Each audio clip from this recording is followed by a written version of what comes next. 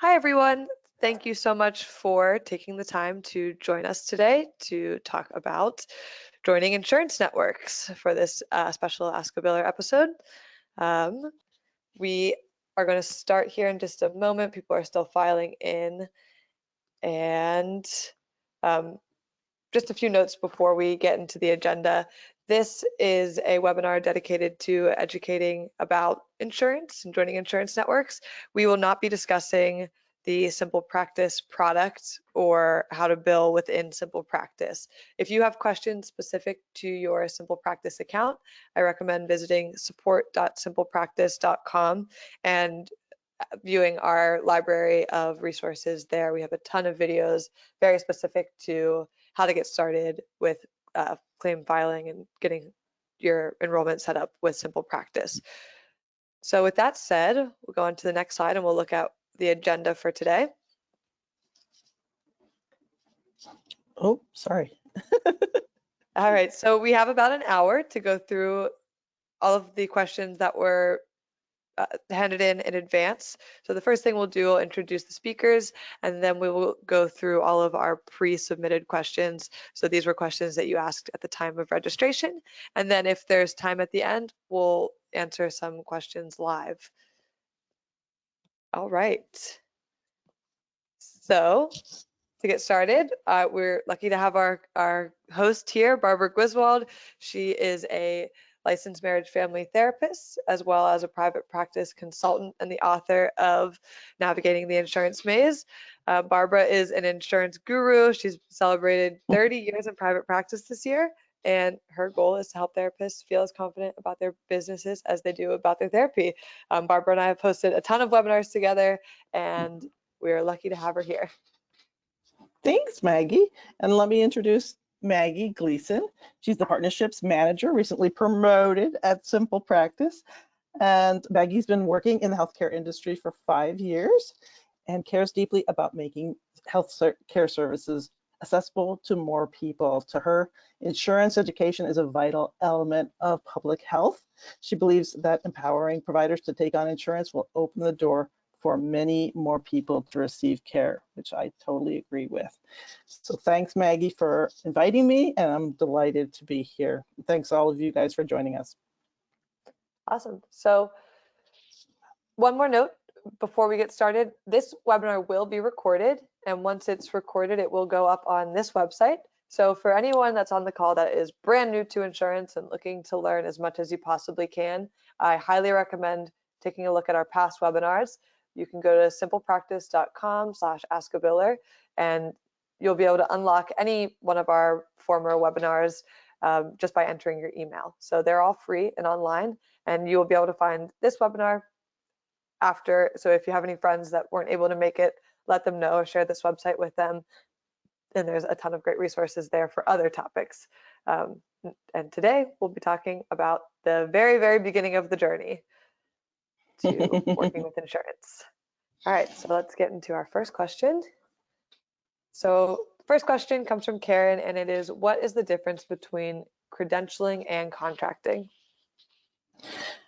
So basically the answer there, Karen, is nothing. When we use these terms interchangeably, when someone says, how do I credential, how do I contract with an insurance plan, pretty much that means the same thing. At least they're used that way. It just means that you are becoming a provider for that insurance network or panel. We use those words interchangeably also, a network, provider network, and we'll talk a little bit more about what it means to be a network provider. All right, and then our next question is, what am I agreeing to when I become a network provider? What are the specifics? So, I'll pause here and say, somebody asked me, well, what are you going to say when in the show about joining insurance plans? And I said, I'm going to have one slide, and it says, don't. No. A lot of people are very nervous about becoming insurance providers, and so that definitely is not my. I want people to go in with an open eyes, is how I look at it, is make this decision with your eyes open, knowing what you're getting into. So I love this question. Thank you, Chaya, for sending it. So I've made this little chart so you know what are we talking about when we're talking about a network. or panel provider versus what's called an out-of-network provider. A network provider, let's look at the definition, is anyone that has a contract with the plan. So if we're talking about Cure Quick insurance plan, if I have a contract with them and I've signed a contract, I am a network or panel provider. If I haven't, then I'm automatically an out-of-network provider. I don't need to go anywhere to fill out something to become an out-of-network provider. It just means I never signed a contract with that particular plan. So you're automatically, just by breathing, an out-of-network provider with any plan you haven't signed a contract with. So how are the claims handled? If I become a network or a panel provider, I am agreeing to file claims on behalf of all that network's clients.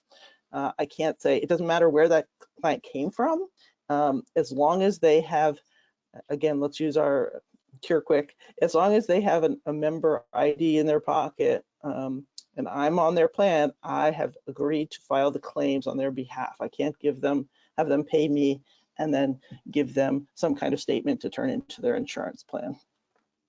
All I can collect, I can't collect my full fee, all I can collect is their co-payments and any deductibles, so their cost share, that's also called.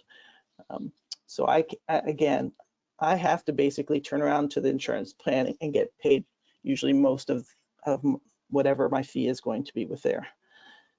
Out of network, let's follow across to the side there. Out of network provider can have the clients pay them in full at the session. Now, if the client does have some coverage for out of network providers, that would be like if they have a PPO plan or a POS plan. These two types of plans have out of network coverage. And if they want to seek reimbursement from their insurance plan, you're going to be giving them a statement or a super bill to the client to submit. But basically the insurance is all being managed by the client. You're just given a statement every once in a while. So obviously that's a much easier situation. You've already gotten paid for the session. Fees. With insurance, you have like a contracted rate for each service that you provide, and that's defined by the plan. And the rates, people are always asking me, is that like different with each insurance company? Yes, there isn't like one fee. Each insurance plan is going to have a rate that they think is the right rate for you, and that's going to vary by the plan. It's going to vary by your license level and where you're located in the state or even in the US. So I might be on the Cure Quick panel and I'm a provider, and somebody else somewhere else is on the Cure Quick panel, and that therapist is being paid a different rate than I am. Now, an out-of-network provider, let's go across, can set their own rates. You can charge your full fee to the client, or you can slide your scale. You have full control. You can see somebody for free. Whereas if I'm a network provider, I can't see somebody for free, or I can't say, oh, you have a $10 co-payment. Never mind, you don't need to pay that, or we can't mess with the fees, basically.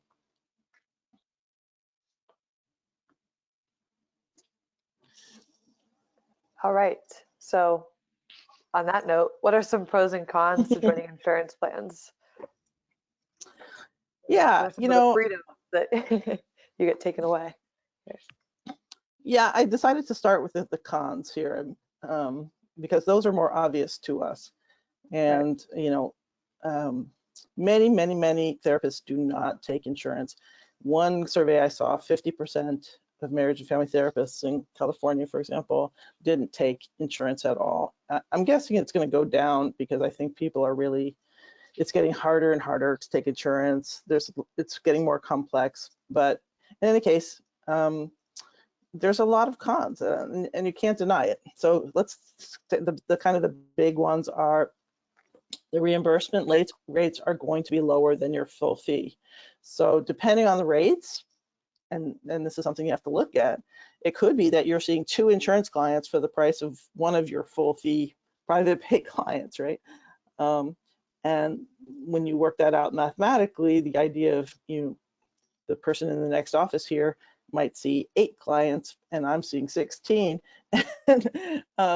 and we're getting paid the same. And then she goes home and I still have to do claim filings and work with all the follow up on claims, and there's a lot more paperwork. So that is the downside. That more paperwork is the next point I'm making here. You definitely just dealing with claim filing and keeping track of people's coverage when they changes and that type of thing is takes time. You spend more time on the phone checking coverage, following up on problem claims, and possibly having your treatment reviewed. And maybe we'll talk a little bit more about this later, but definitely, your treatment can be reviewed by the insurance plan to see whether or not they feel that the treatment is necessary. And here's something that most people don't think about that I really want you to think about if you're joining plans. Let's say right now you have somebody in your practice, maybe even 3 or 4 people in your practice, and you're taking full fee from them, and that's great. And you think, I want to get on insurance plans. You don't really think that, when you join the insurance plan and you join this, it turns out that these people who've been paying you privately are on that insurance plan. They have that, they're a member with that insurance plan. You're now going to have to turn around and offer him the plan's discount rate. So you're only going to, if they're paying you $150 out of pocket, and you join the CureQuick plan, he's a CureQuick member, you're going to have to say, okay, I will start filing claims on your behalf. I'll just take your $20 copayment, and I'm probably not going to get $150 anymore for that session because insurance does not reimburse usually at your full fee rates. They're usually going to be much lower, or lower at least. So that's something that you need to think about, is that it's not just about filling empty spaces. Sometimes you're going to have a little bit of a dip, or sometimes a lot, with the people that are currently in your practice. Now, having said all that, you're like, well, Barbara, I'm going to leave the call right now. Why would I want to join insurance plans? I've been in the practice 30 years. I've been on insurance plans about 28 of those years, and I continue to be very high. Most of my clients are insurance clients. I don't say that's like a great thing. I'm just saying that I have a lot of reasons for doing that are personal to me. First of all, it can fill empty slots in your practice. If you have some places in your practice that are at 0 right now because you have no one coming in at them, getting a lower fee would be better than 0 in terms of math. That's math, right? So if insurance can help you fill your practice, and that's great. It is definitely less of a need to market yourself. Just being listed online in the insurance directories act as advertising. I don't think I've done advertising in about 20 years. People just come to me through the advertising of the insurance directories, or if they're on, let's say, Psychology Today looking for a therapist, they're looking for someone who takes their insurance, and they're going to find somebody who takes their insurance. And so I always have waiting lists. It never is a problem to get new people. Obviously, the biggest thing for me is that you may lose clients if you don't accept insurance. This is a huge thing. So many clients really need to use their insurance. They've paid high premiums. They want to use somebody to their insurance. They may have to, just financially. They can't afford our full fees. And it's very sad to me to think about how many people out there cannot afford to pay our fees. So the great thing is clients tend to stay longer, come more often. There's less dropout.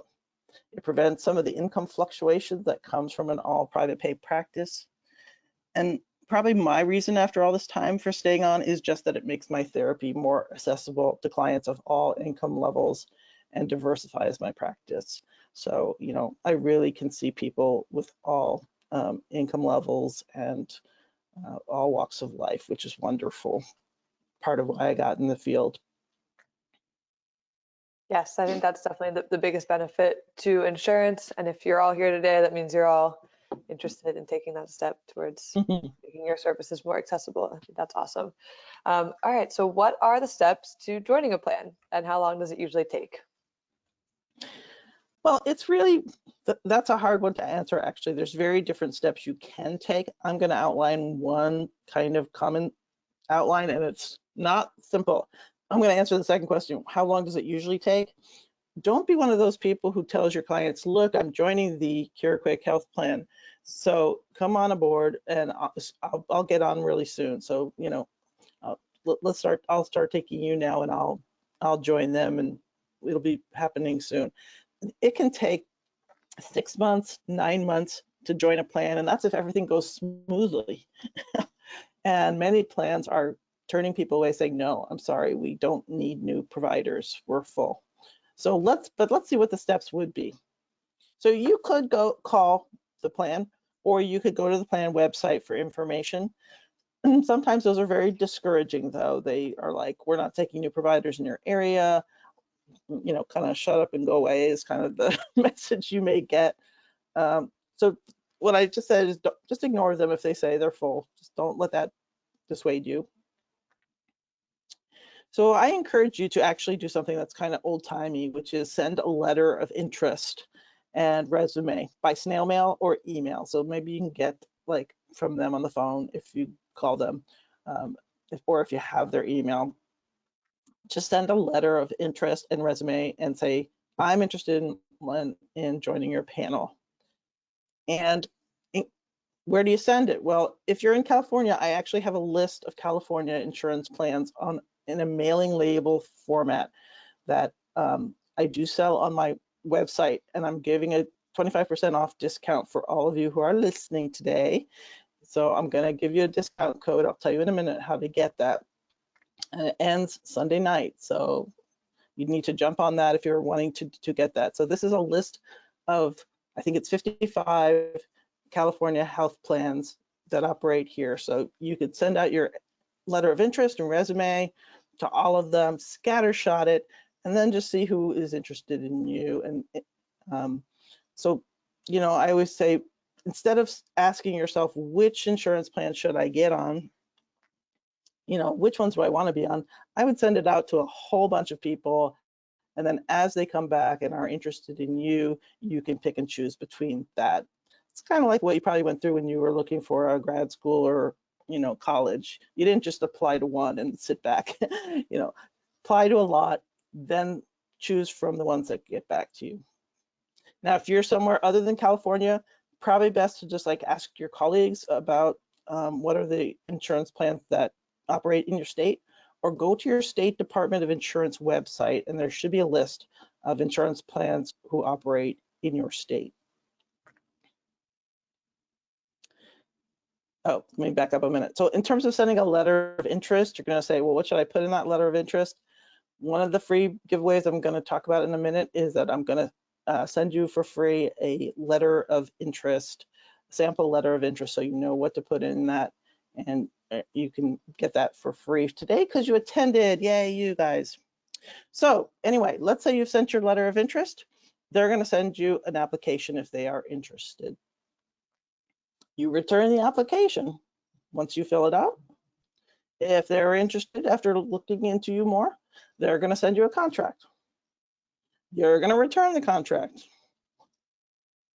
And hopefully they're going to countersign the contract and send you a welcome. Now, all of this takes a lot of time. I just wanted you to kind of know what the steps are. That's why it takes so long. They're checking your background. They're making sure you went to the college you said you went to. They're making sure you have malpractice and you know, license. So it takes a lot of back checking before that they allow you, deem you worthy to join their plan.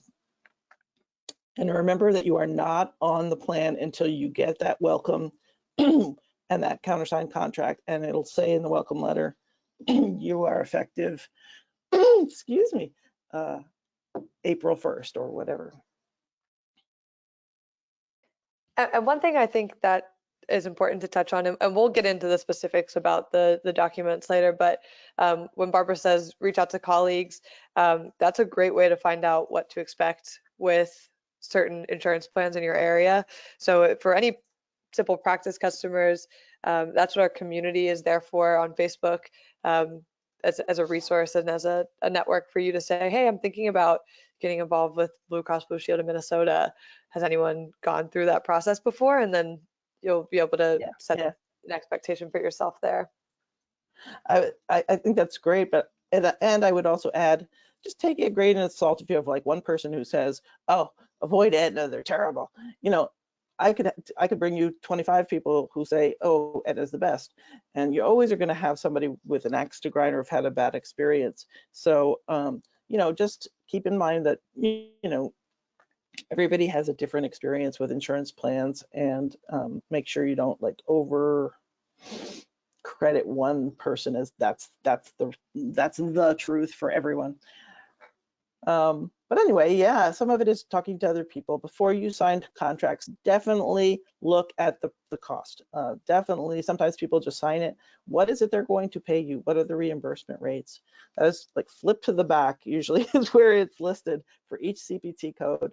They'll have what is going to be the amount, and we'll talk about whether you can negotiate that. But I just want to please write down this link here that's highlighted in yellow, theinsurancemaze.com, or you can go there now, and /SP for SimplePractice, join. And that's where you're going to get the free sample letter of interest. And you're going to get the bonus code. I mean, the code for you Californians, you're going to get the code for the 25% off the address mailing labels. And you can join my mailing list. You can ask questions for follow-up here. That's going to be kind of the follow-up location to anything that's left over after you have this webinar today. We'll show it again later. All right, so our next question is, I don't want to be on too many insurance plans. Should I apply to just one or two plans? How should I pick which panels to get on? Yeah, we kind of talked about this, but I absolutely feel like being on just a couple plans is probably a good idea. I went the other direction and got on about 15 plans when I started out, and I thought, and the problem with being on too many is that no matter what client walked in the door, whatever card they pulled out, I would be on that plan. So I never had any full fee clients. In fact, when somebody came in and didn't have one of them, I was shocked, and I was I still am a little bit surprised when somebody is paying me my actual fee and they're a private pay client because they're not using their insurance. So yes, in the end, you want to maybe only be on a select few plans, but at the beginning, you can't know which ones are going to be the best ones for you. So first of all, I would say it's okay to join a few more than you want to be on, and then maybe quit the ones you don't want to be on once you've kind of determined. The problem is it kind of shifts. Sometimes, you know, insurance plan A and B are the best to be on, but then they change who they're working with. It could be that, let's say, in my area, Apple Computer is working with United Healthcare and Anthem, and then next year they say, we didn't really like working with Anthem, so we're going to switch and we're going to use Beacon. So sometimes the ones that were feeding you all the clients, the next year it dries up because that people change plans, corporations change the plans that they were working with, and so it changes. But okay, so the big issue is, I would say apply it, like I said before, apply it to as many insurance plans as you can out there, and we'll talk more about employee assistance programs also, and then see which ones actually have openings, and then talk to your colleagues and say which ones do you recommend that I would work with, what are the pros and cons in our area, and go forward from there. All right, and if you change practices or leave a group practice to start your own private practice, can you transfer your credentials, and how? And this was a question that we got in worded a lot of different ways, but basically, what is it like to transfer your credits or go from one practice to the next when you're working with insurance? Yeah, it's a great question, and it's kind of hard to answer because each insurance plan handles this differently. What I would say is you can't count on the fact that because you were credentialed with Cigna Insurance with your group, that if you start your own private practice, you're automatically going to be able to continue to see your Cigna people, or that you're automatically going to be a network provider for Cigna. Sometimes you will have to reapply as a individual provider with Cigna, and they may say, we don't need any individual providers in our area. You know, we already had a contract with that group, but we don't need more people. So it's not a slam dunk. You do probably have a bit of a heads up because you're already a known person. They've already vetted you a little bit. But it's not, you're going to have to call the health plan and say, here's what I'm doing. How do I transfer my credentials? And you'll likely have to fill out a new application and give them new information. So that's true if you change practices. If you change practices, again, if the new group that you go to already is credentialed with that plan, it's probably an easier thing because they've already saved some slots for new people to come in or whatever. So that's going to be easier. But if you start your own private practice, but either way, contact the insurance plan involved and see what needs to be done. All right, and our next question, is there a way to find out reimbursement rates before going through the process of contracting with an insurance company? So can you know what you will be paid?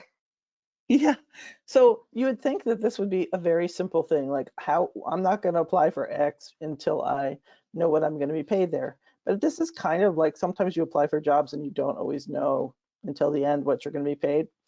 Not usually the case. Usually you know what the salary is going to be before you apply. But in most cases with insurance plans, they will not tell you up front what their reimbursement rates are until you go through the application process and they're ready to offer you a contract, and you have to go through all that. You can try asking them on the phone. You could say, I'm a LCSW and I'm in this zip code, and, can you tell me what you would reimburse? It can't hurt to try, but very often they say, no, that's going to be in your contract. That's going to be the first time that you're going to see it. And sometimes in the contract, it's not always clear, so you may have to call there. So unfortunately, the bottom line here is you often have to go through the whole application process before you find out. And I would say ask your colleagues what they're getting paid, but you have to be careful about that. First of all, your colleagues may not be being paid. I definitely know a lot of my colleagues are not being paid the same as I am for different insurance plans. Sometimes they're getting more, sometimes less. Second of all, you're not publicly supposed to be talking about what an insurance plan is paying you because you're being contracted. I don't want to go too far into this, but there's some sense that if you talk about it in a public forum, what you're getting paid, and you kind of all start comparing notes, you can get in trouble as a violation of antitrust laws, blah, blah, blah. In any case, it's probably best to just go through, apply places, and see what they are paying. Okay, and from Jill, can I negotiate my reimbursement rate before asking? And can I ask for raises after joining? And this is a question that I'm seeing people in the live chat also ask as well. So yeah, people do negotiate your reimbursement rate before joining. You'd have to have something pretty strong though. And the one thing, if you speak multiple languages, that's going to be a very good reason why they might pay you more before joining. But otherwise, you're kind of an unknown entity, and there's not a lot of reasons why they would pay more unless you had some really strong something that they needed, or you were in an physical area that they had not enough providers, or that they really were trying to attract you. So you don't have a lot of leg to stand on as a new person, but definitely if you're bilingual or multilingual, that would be something that you could definitely negotiate ahead of time. Can I ask for raises after joining? Absolutely. I've gotten many raises over the years. They don't give them out like candy, but they definitely, you can ask for raises. You should ask for raises. And now I would say I wouldn't do it every year or anything, but and I have if you're wanting to look for a raise or something like that, you can contact me. We can talk. We could talk about what you have in your practice that's worth highlighting, I have a sample raise request letter I can work with you around, I can give to you. And it's important to kind of figure out what it is that they might be willing to pay more for. All right, and what is the difference between working with an employee assistance plan, EAP, and an insurance plan? Great, yeah, this is a big topic, so I created a slide for it. Big acronym that gets thrown around a lot, EAP. EAP, yeah. Yeah, I know this could have been like a whole conversation about this, or many slides, but kind of the quick and dirty overview. An insurance plan is basically, well, let's start with employee assistance program is like a corporate benefit that the company gives to its employees. Not all companies give this to their employees, but it's a certain number of free mental health sessions that can cover mental health, just therapy. It could be childcare referral. It could be legal assistance. It can be all kinds of different type of services. But they, let's say everyone who works at, Adobe gets 5 free EAP sessions, and it's just a free employee benefit. And usually it's not just all the employees, but it'll be like, okay, so me, the employee, it'll be my wife, it'll be my 2 kids. We'll each get 5 sessions each year. It may be other members of my household. So the nice thing is it's usually for everyone in the family gets a certain number of free mental health sessions a year. Now, the cost to the client, so that's different than an insurance plan where, well, it's hard to, it's not coming from the corporate, it's not corporate benefit. And so it's something that the client is choosing here. And for an insurance plan, the cost is going to be varied. It's going to be depending on what insurance plan they have. They may have a $20 copayment, or they might have a $50 copayment, or they might have a deductible or no deductible, or whatever.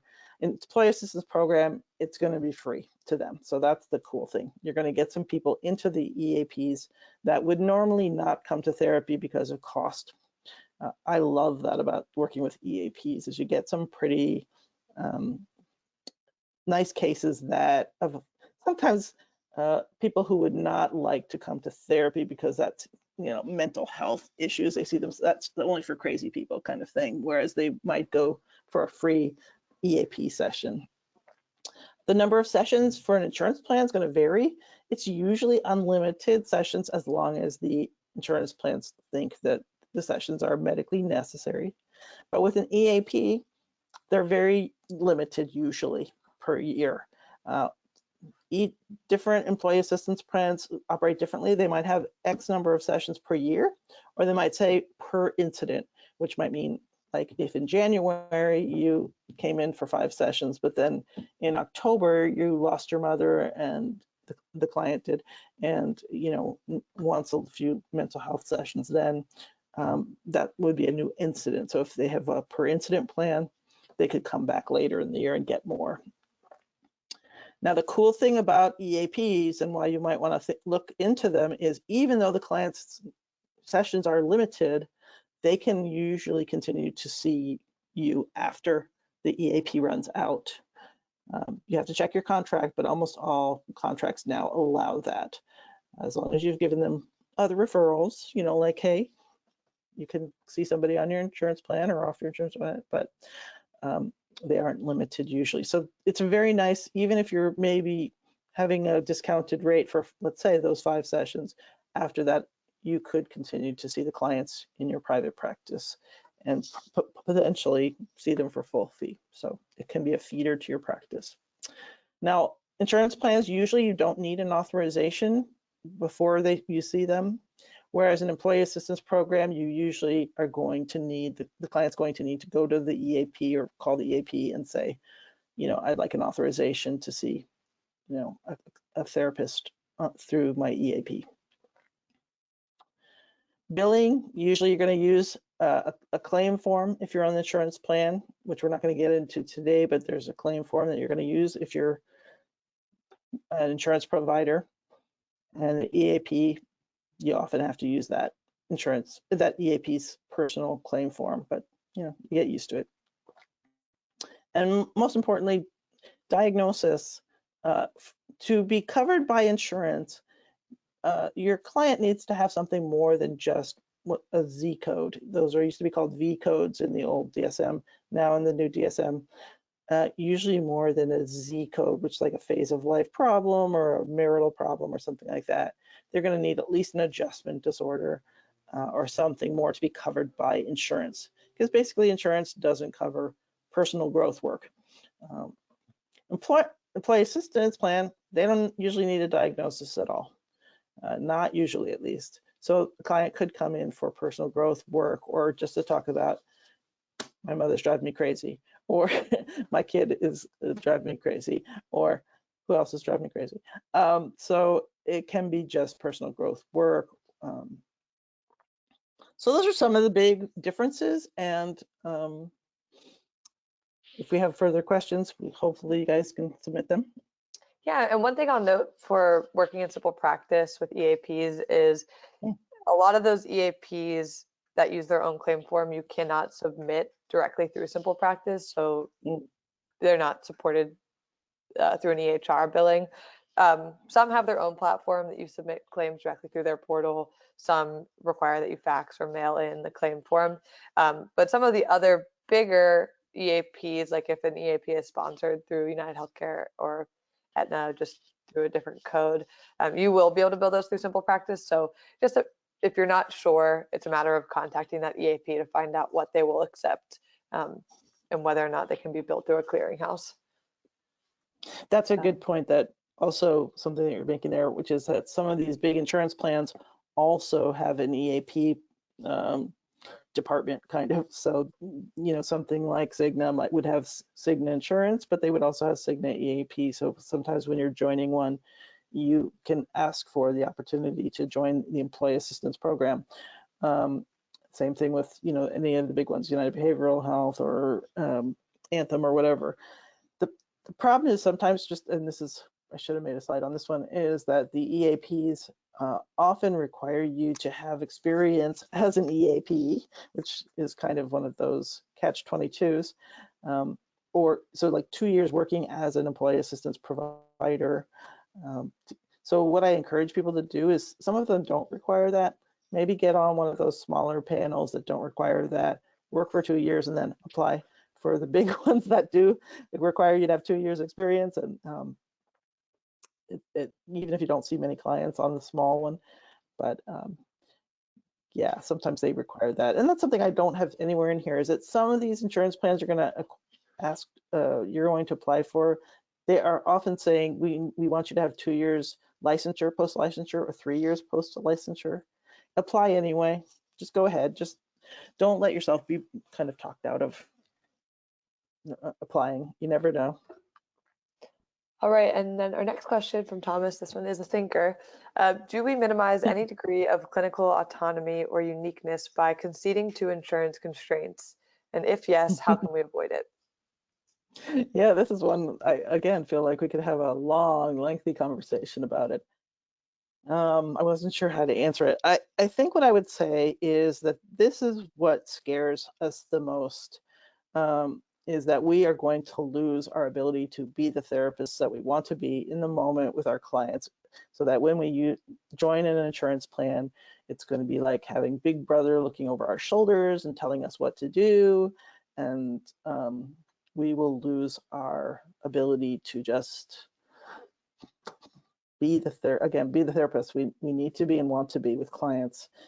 And what I would say is that it's something that I really just try to think of it as that insurance plans are paying for services, that is not going to change any recommendation I make to a client, any way that I'm going to be with a client.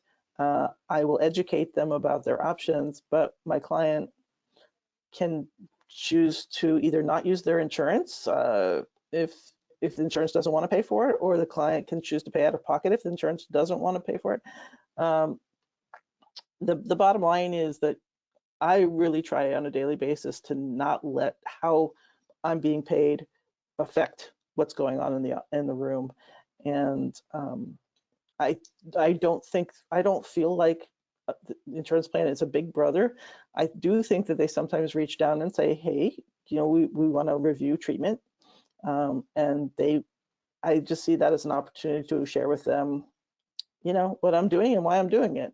I don't have to feel defensive about that. I'm just like sharing with them, and 9 times out of 10, more like 10 times out of 10, they say, okay, thank you, check the box and go away. I think if you know how to talk to insurance plans on the phone, it doesn't have to change the way you do services at all. Now, conceding to insurance constraints, certainly there could be limitations, like we said on the EAP sessions. But I guess the way I look at it is, if there was no insurance, it's even less possible for clients to come.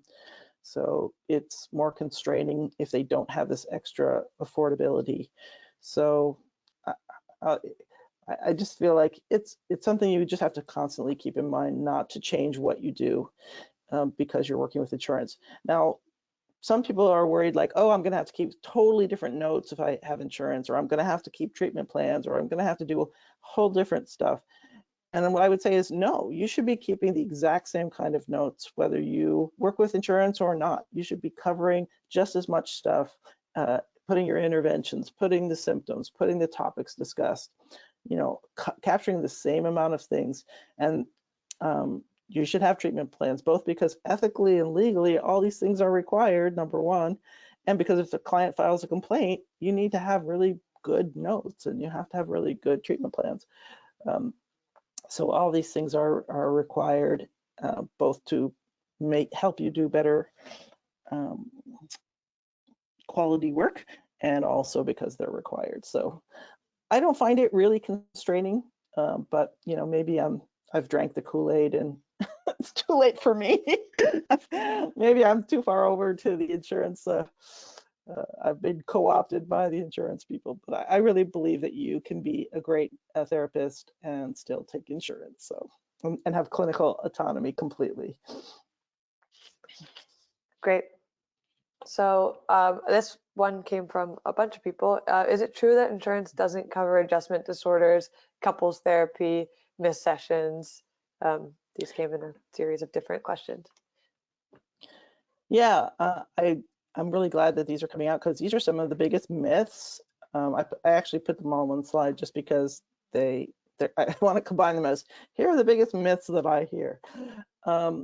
Insurance does cover adjustment disorders. Most of the people I see have what I believe are adjustment disorders, particularly during the pandemic. Most of them are at least adjusting to that, which is, you know, has been very difficult for so many of our folks. But insurance has almost always covered adjustment disorder. With insurance, you cannot ever say every single plan in the country will cover an adjustment disorder. But just in general, for some reason, there's a myth out there that says, I can't put down adjustment disorder, insurance won't cover that. That's a blatant myth. And, you know, every plan I work with covers adjustment disorders. And usually they're not really picky about 6-month rule or whatever. So just know that that's usually a covered disorder. You certainly can check it out with the plan ahead of time, but that shouldn't be something you are afraid to put down. Couples therapy, for those of you who do couples therapy, a lot of people say, well, I'm not going to get an insurance plan because insurance plans don't cover couples therapy. Again, every plan I've ever worked with has covered couples therapy, and you definitely can check it out ahead of time. That's not 1,000%. There was one client I've had in the last 28 years who had no coverage for couples therapy. Now, I have a whole webinar on couples therapy and coverage and billing and ethical dilemmas, which I hope you'll watch if you do it, because it has all the mistakes everyone makes and will blow up all your myths about couples therapy. But the main one is basically, there's a difference between, if you call up and you say, hey, do you guys cover couples counseling? They may say no. But if you call them up and you say, do you cover CPT code 90847 for this client, which is the code for couples therapy, they will almost always say, yes, we will cover that, as long as someone in there has a diagnosis, right? More than a V code. excuse me, I said V code, Z code. So, you know, just like individual therapy, they're not always going to cover it. They're going to cover things that are not just personal growth. Someone has to have a diagnosis, but couples therapy is almost always covered, you know, when appropriate. Missed sessions. Insurance is not going to cover for missed sessions, but most insurance plans allow you to have in your treatment agreement, something that your client will sign that says, hey, if you don't give me 24 hours advance notice, you will be charged for the missed session, or 48 hours, or whatever your policy is. But if the client signs that in advance, you can bill the client, so you can get covered for missed sessions. Not always the case. In like Medicaid, Medi-Cal, if you're in California, they don't allow you to bill for clients for missed sessions, and there may be other plans across the country, but for most plans, private insurance plans, if you have a deal with a client ahead of time and you have them sign it and they understand, you can bill them. Now, just a quick aside, you should only bill them whatever your insurance contracted rate is with them. So if they're an Anthem client and Anthem pays you $100 for a session, but your full fee is $150, you can't really bill them $150 for a missed session. You can only bill them the $100 you would have gotten for the session had they attended. Okay, but now we're going into the weeds. Let's keep going. All right.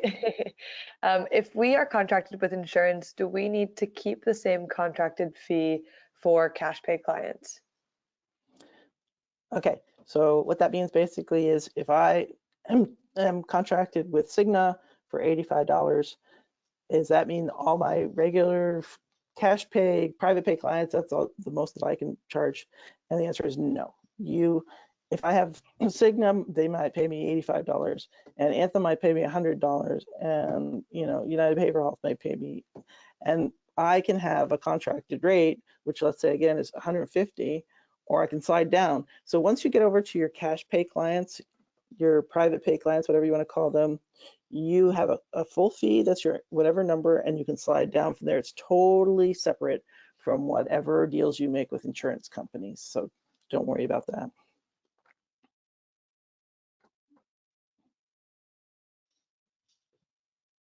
Hello, are you there? Yep. All right. And if an insurance plan if I join an insurance plan, can my treatment be reviewed by that plan? Yeah, I mentioned this earlier, but definitely if you join an insurance plan, your treatment can be reviewed by the plan.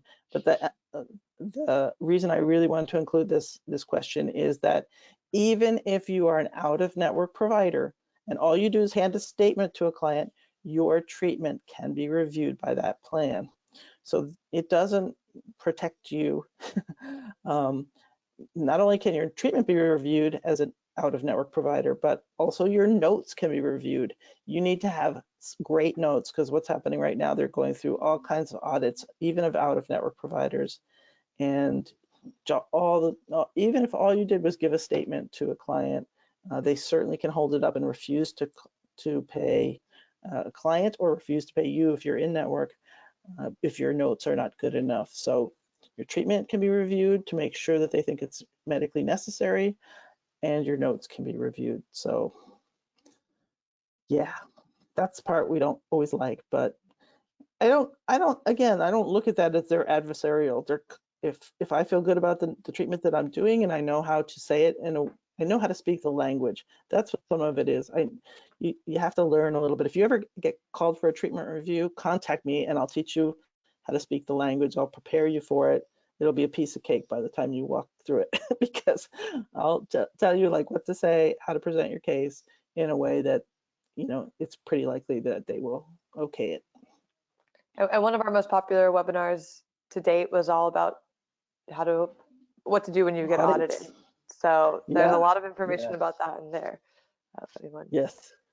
All right. And so our next question, what should I think about before becoming an insurance provider? And this is other than everything we just talked about. Right. So here's just a couple things I threw together.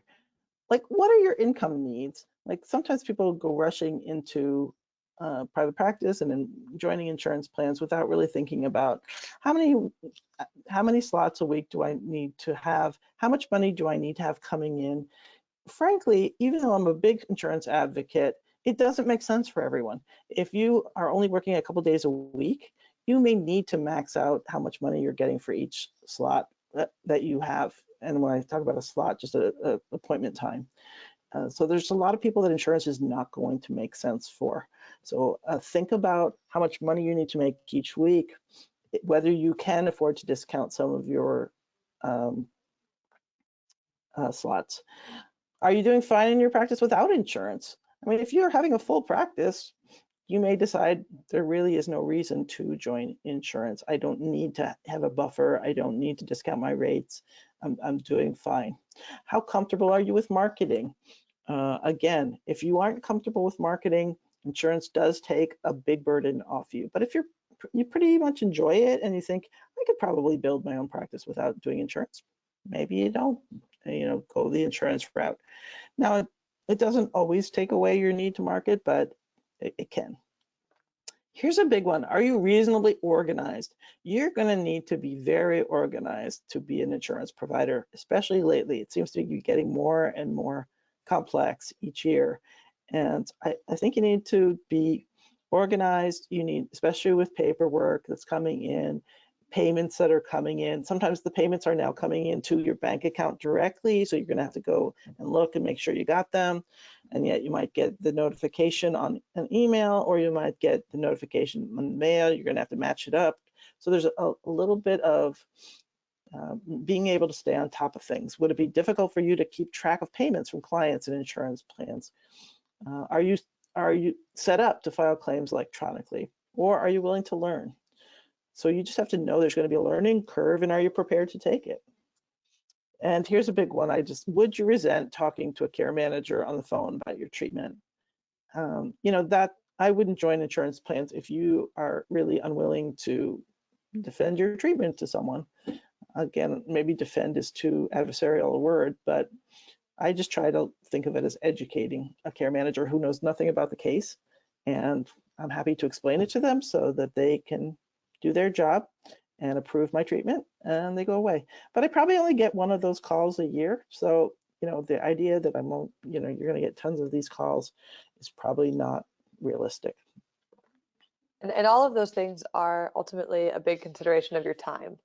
So yeah, the time that you have to commit to yes, going through the process, through calling the insurance companies, through following up on those things, it's all a consideration of your time and whether or not you want to do that and you want to hire someone to help you as well.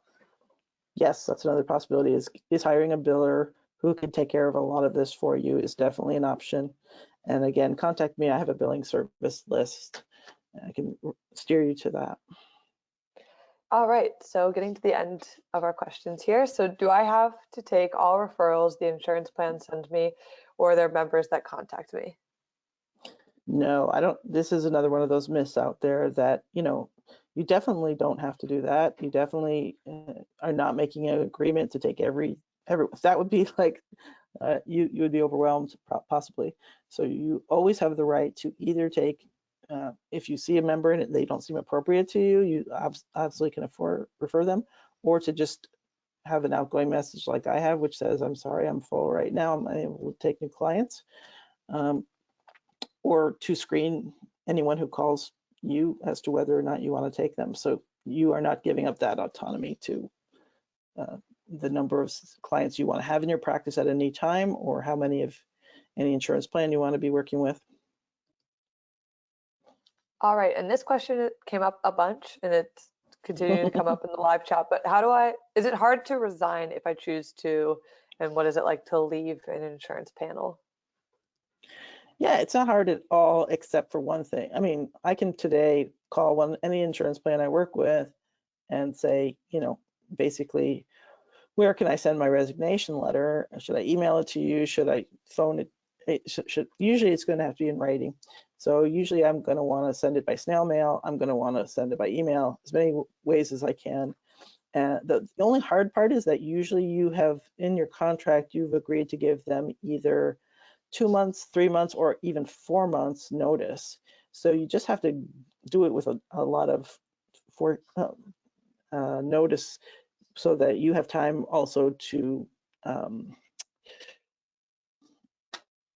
talk to your current clients and get them if they need to be referred and all that. But sometimes it's just a long time, especially like Anthem Blue Cross I know has like a 4 months thing. So it's not something like, hey, I can resign tomorrow. You of course have to clinically appropriately refer any clients who can't afford to see you continuously in your private practice.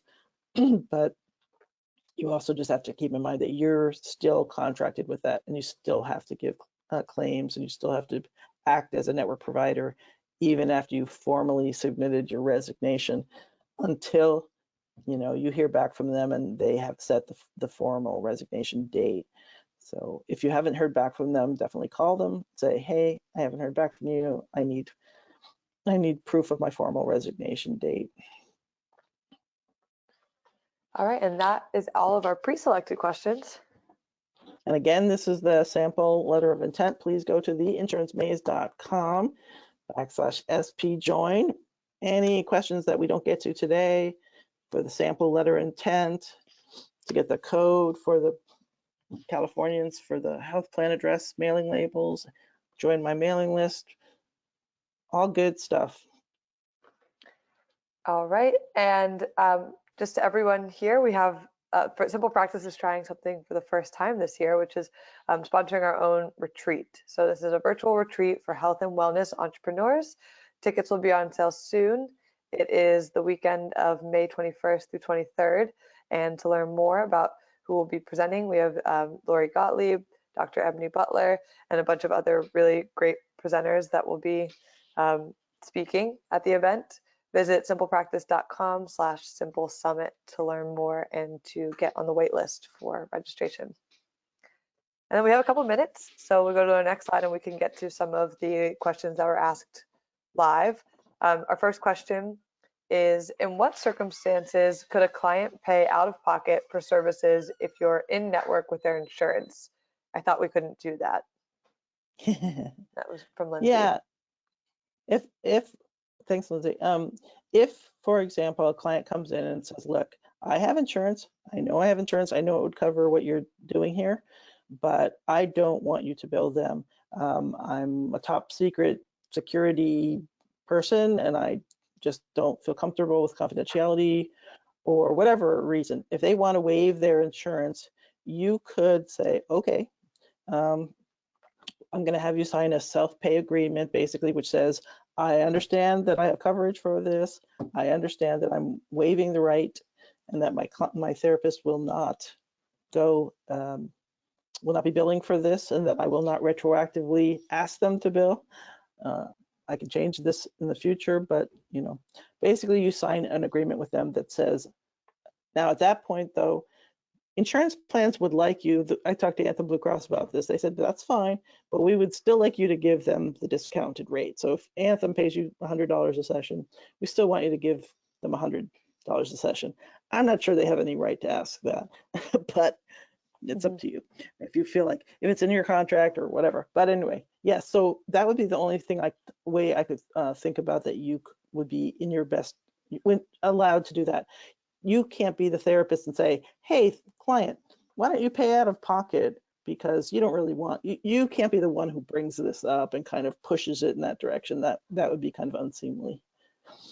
All right, and another question that we have is, what if you change your tax ID from sole provider versus LLC? Do we have to reapply to insurance panels? And I think the same could be said for if you change your MPI from a type 1 to a type 2, or if you get a type 2 MPI, do you have to reapply? That might be one for that particular insurance. I'm not sure I know the answer to that. I would call the insurance plan and see what the type 1 to type 2 MPI might make you a facility now, and they may want a different type of application. I don't know about the tax ID number. Was that just an EIN to Social Security? That shouldn't be an issue. Was that the first question? Was EIN yes, it was tax ID from sole provider to LLC. So it does sound like Social Security to EIN. It's definitely something you'll want to call. If it's Social Security to EIN, you just need to send them a W-9, and I've done that before. So if you are currently using your social security number and you just want to let them have your EIN instead, you're going to have to send them a W-9, and you're going to have to follow up 90 times to make sure that they got it, and because otherwise your claims are going to bounce, which is what happened to me. Yeah. And then our last question is that we'll take from the audience is, can you get on an insurance panel if you use a legitimate separate part of the residence with a separate entrance home office? Yeah, this is a whole big question now. Most insurance plans were not really happy with home offices unless you were like a psychiatrist and they really needed you. They would let that go. But if you're for therapists, for the most part, they didn't love home offices always. And this, again, is not, you can't really make a general statement because we're all in different parts of the country and we're different plans have different rules. But in general, they don't love it. But now we have telehealth, and everything's getting very thorny. A lot of plans don't even want us to be all telehealth at home and seeing clients elsewhere. They want us to retain an office so that we could see a client if needed. So this is, I think, a very transitional area, whether home offices are going to now start being more allowed.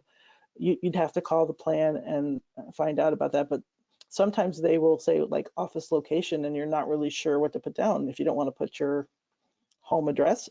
And if you've given up your office, I encourage people sometimes to have an office address that you use that's not your home, because some people have had bad experiences putting down their home address. So even if you have a colleague who would be willing to let you use that address, even for a couple hours a week, or even if you don't use it, hey, can I pay you $50 a month to just use your office address? And maybe I end up not using it. All right, so that's all the time we have for questions. Thank you, Barbara. We'll go on to our next slide. We have a few more resources we want to share with you before we wrap up for the day.